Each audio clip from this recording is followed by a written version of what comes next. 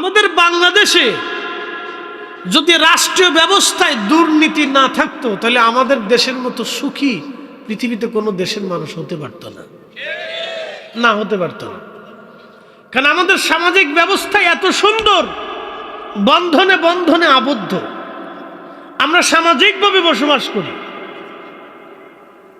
এক পরিবার আর এক পরিবারের সাথে মিলেমিশে থাকি, আত্মীয়তার বন্ধনে আবদ্ধ থাকি। আমরা উৎসুক এবং উৎফুল্লিত জীবনযাপন করি। আমাদের অর্থ কম আছে, পেটে ক্ষুধা আছে, কিন্তু অন্তরে শান্তি আছে। আমাদের পেটে ক্ষুধা আছে, অর্থের অভাব আছে, কিন্তু অর্থের অভাব কেন হয়? শুধু দুর্নীতির কারণে হয়। তা নাহলে আমাদের দেশে 18 কোটি লাঠি। একসাথে কোন আল্লাহু আকবার।